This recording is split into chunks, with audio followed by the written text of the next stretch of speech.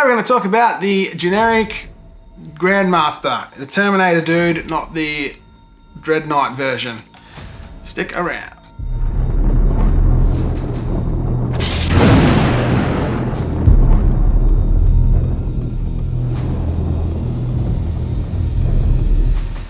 Alright, stat-wise, the Grandmaster has the exact same stats as Voldus.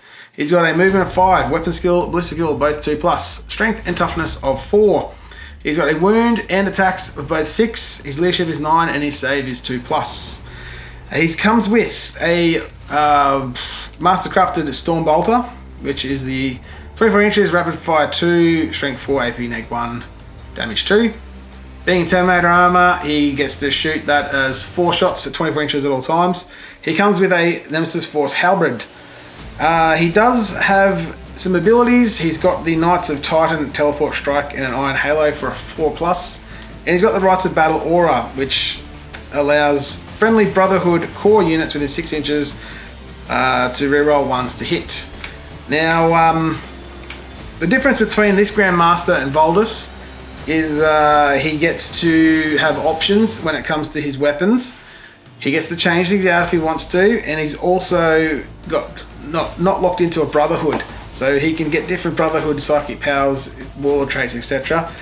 So he gets to also pick his warlord traits, and he can take some of the visions, etc. as well. So let's talk about some options with this dude. So his Nemesis Force Halberd can be replaced with 1 weapon from the melee weapon list. So that gives him the option to change it up to a sword, a staff, a hammer, etc. Typically on your leaders type guys, you're going to be putting a weapon on there that you want to swap out for a relic.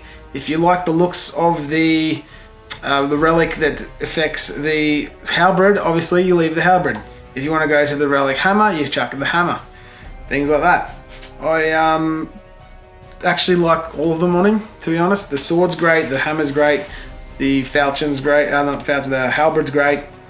Things like that. This model's Mastercrafted Storm Bolter can replace the 1 weapon from the special weapons list. So if you don't want his Storm Bolter, you can flick it off and have either a Psy Cannon, an Incinerator, or a Silencer.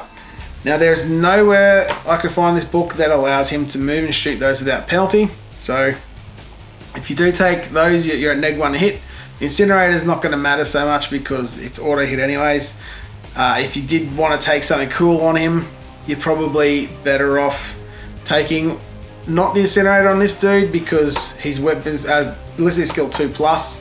You want to utilize the ability to hit better with those weapons. Funny enough, now with the upgrades to the Storm Bolter, I actually quite like that on him. I do also like the Fury of Demios, but I would probably save that for something that's just got a normal Storm Bolter or something like that, whereas that then expands the ability for it to be better. So the Fury of Demios basically only has an additional strength and AP versus the Mastercrafted Storm Bolter, whereas the normal Storm Bolter, you're increasing the strength, the AP by 2, and you're increasing damage as well. So yeah, don't know if I'd really roll with those too much. More than likely you'd throw a combat weapon on him. Warlord traits, you've got some good combos there. If I can find the page. So, being him, you can take him as your Warlord. You can spend the CP to give him 2 traits. I quite like Hammer of Righteousness as a second trait. Just to get you the extra +1 to the wound roll. I do also like Demon Slayer, but if you're taking Drago, that's on Drago. I actually quite like all of them to be honest.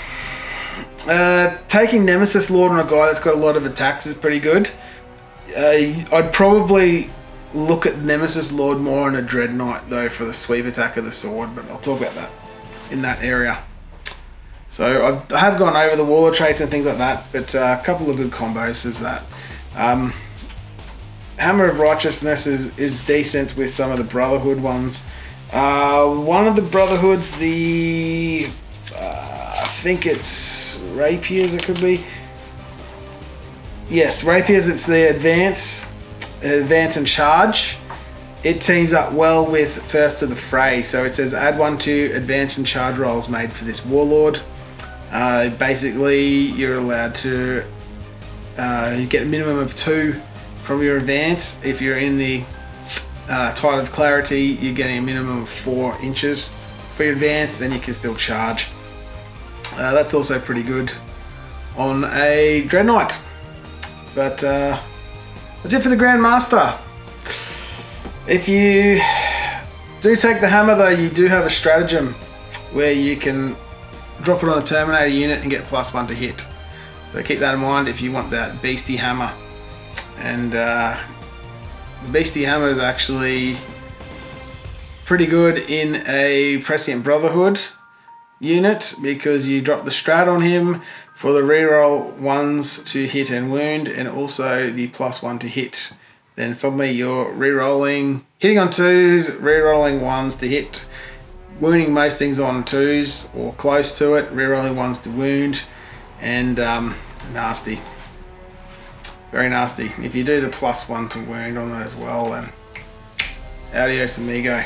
He's just going to rip things to pieces. But that's the Grandmaster.